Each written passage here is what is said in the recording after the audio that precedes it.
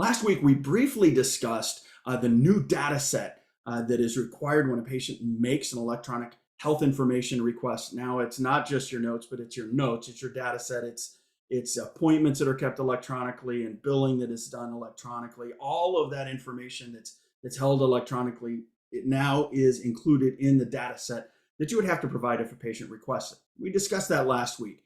This week, I want to talk to you about this concept of, well, since I can't do it or I don't have a certified system, then I just really don't have to do anything. That actually couldn't be further from the truth. Next week, we're going to talk about the specifics related to a policy that you must have done in your practice. You must have it done.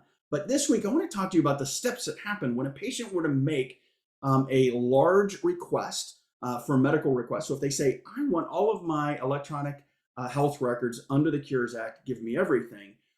In essence, now you'd sit back and say, well, I just tell them I can't do it. Actually, you can't. You actually have to go through very specific steps with that patient. First, you've got to make sure that you negotiate with the patient to find an agreeable format, right? If you can't come to an agreement in that format, maybe they want it in the specific format that is required by their patient portal that they want to manage all of their documents in, which, by the way, is growing and is increasingly going to add capability for them to be able to make these requests where the system handles it for them and the patient just has to click a button.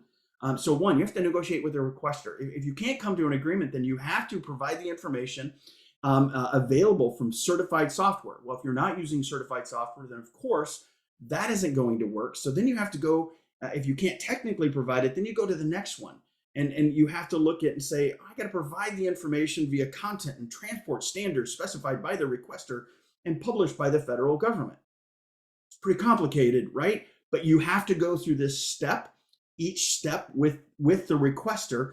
The next is then you have to provide it in ANSI standards format as required by the requester or the patient in this case. And last is you have to use an alternative machine readable format, including the means to interpret electronic health information agreed upon with the requester. So this is typically going to be done in an XML format, which most systems don't have the capability to be able to export that full data set that we talked about last week. You don't have the capability to do that at this time.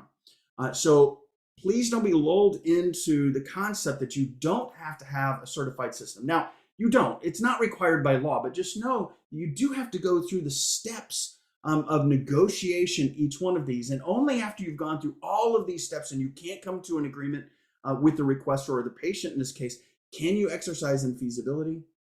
But if you're exercising infeasibility, you must have a written policy and you still have to go through the steps. We'll catch you next week.